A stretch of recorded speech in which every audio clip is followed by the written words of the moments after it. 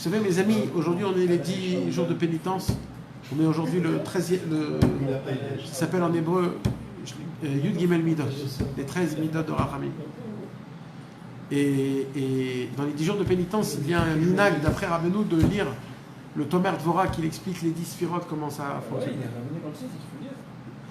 Et là-bas dans le Tomer Dvorah, le premier Pérec, là-bas il dit le pérouge de Mi El Kamora. C'est-à-dire quoi Mi El Kamora? C'est-à-dire quoi? Ça veut dire quoi? Qui est comme toi Dieu? C'est-à-dire quoi? Il dit Mi El Kamora, il dit Rabbi Moshe Cordovero, ça veut dire Akadosh Baruch Hu, c'est un roi, un Melech Alouv. Un roi humilié. Pourquoi? Il dit Akadosh Baruch Hu, il a créé le monde en entier pour toi.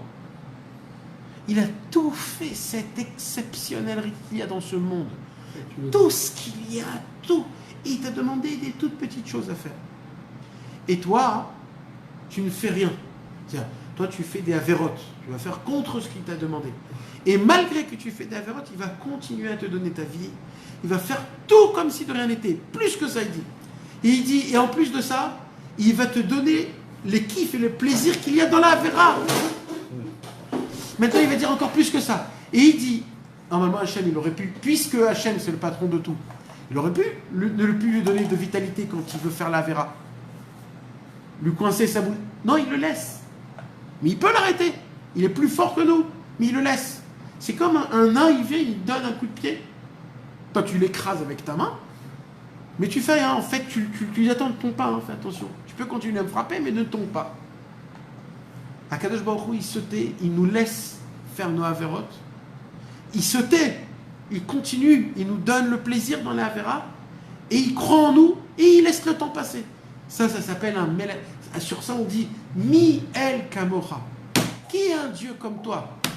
Un roi qui est humilié. Il est humilié par sa création, et il se tait, et il se laisse. Parce qu'il croit que Bezrat Hashem va faire teshuva plus tard, et qu'un jour on se réveillera. C'est ma mâche, le Inyan qui se passe avec nous tous les jours. Tous les jours. C'est parce qu'il sait comment faire Il sait pas une seconde d'enfreindre la parole d'Akadosh Baruch Hu. Une seconde, la chose, elle doit ne plus exister. Une seconde. Et Hachem, il nous laisse exister, il nous laisse faire contre sa volonté. Contre la volonté d'Hachem, ça n'existe pas. Ça n'existe pas. Ça n'existe pas qu'il y ait quelque chose qui se passe que Dieu ne veut pas.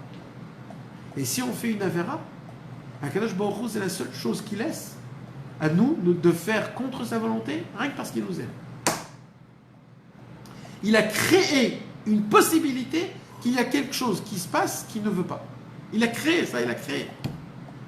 C'est-à-dire, il s'est créé un point de faiblesse. Rien que pour nous. On l'appelle le Melech Alouf, c'est ça, Mi El Kamora, quand on dit Mi El Kamora. Donc quand on apprend, quand le tzaddik, il va nous apprendre jusqu'à où il nous aime Hachem, jusqu'à où il s'est tué, jusqu'à où il était avec nous, comment il était avec pitié et miséricorde, c'est ça qui va nous ramener vers lui. C'est ça qui va découvrir le tzaddik. Quand il va découvrir que là où j'étais là-bas, dans les fins fonds des fins fonds, même là-bas il était avec moi, même là-bas il m'a sauvé. Et moi je dois me renforcer dans l'aïmouna et retirer énormément de vitalité dans mon service divin. D'accord.